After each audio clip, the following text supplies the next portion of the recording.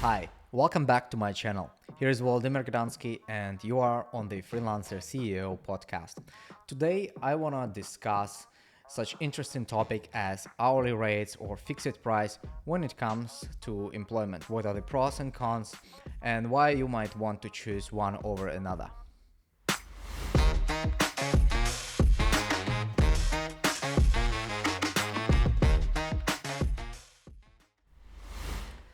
A quick background on this research. I've been working as a company owner for the past 8 years, and I've been constantly through this challenge arising either from the new hire or existing workforce. And one day I was immersed into a study. What's the main difference? And there were some research already existing on the web, but the main point to me was kind of blurry and not clear. So let's take an example. Everything starts from the budget that is dedicated for specific talent or specific position. So we start with some example of 108 thousands of Australian dollars, and we take into example Australia and New South Wales state just for easier calculations. And while I'm specifying that, I want to point your attention that every country has its specifics, like different public holidays, different requirements to the different specializations, like working hours, and so on and so forth. There's a lot of rules, and the workforce management is a big deal. Now, with Australia and New South Wales, we're going to compare the hourly contractor, independent contractor, and fixed price employment with the employee on the payroll. So for the 108K, there are simply 9K a month when it comes to fixed as a lump sum that you need to pay. But out of this 9K, there comes a lot of complexity, such as working days, weekend days, public holidays, which comes down to how much working hours you have in a year. But there's also vacations. By the law, there is like 4 weeks, and commonly it's 5 to 6 weeks that is allocated for annual leave.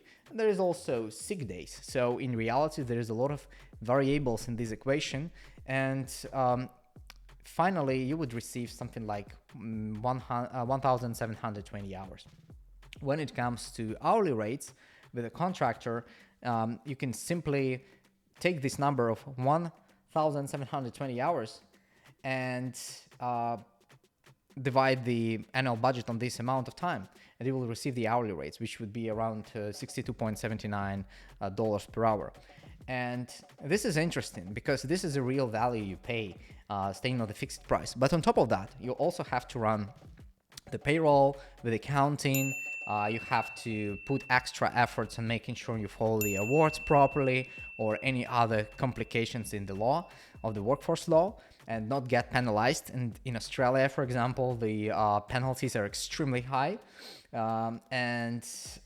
Finally, you need to invest a good amount of time into administration, like the vacation is going to be on different days, the sick leaves comes randomly, and so on and so forth. And you have to be responsible for that, all of these accounted. But how it can be simplified with hourly rates, you might ask? Well, it's simple. With hourly rates, we cut off all of this administrative part, and we simply agree on the terms that you as employer pay certain amount of money for each hour tracked working for you. That's it.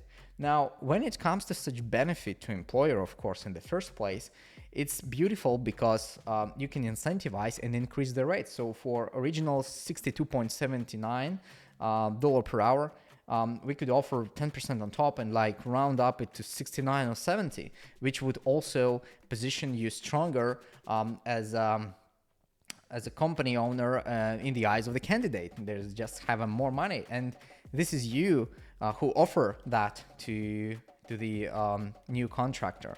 Now, there's a lot of small details, and devil is in the details when it comes to dealing with a contractor versus employee.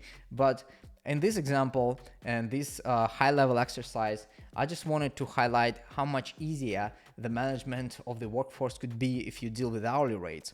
And I don't even touch much how better transparency it might provide, because when you come come down to the hourly rates, it's much easier to analyze the performance of the specific worker, because now you see how they perform in the smaller chunks of time instead of taking a less detailed like day or month kind of quantitative metrics.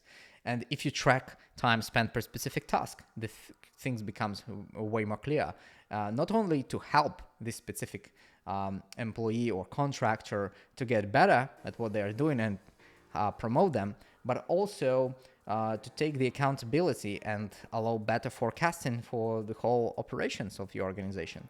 So let me know if you like this content, if you want to hear more about that. And I want to share that I'm personally interested to see how I can optimize further this strategy in Australia without compromising the law, because some information I got, you can't have an independent contractor working as employee for some long time, and at some point you have to employ them.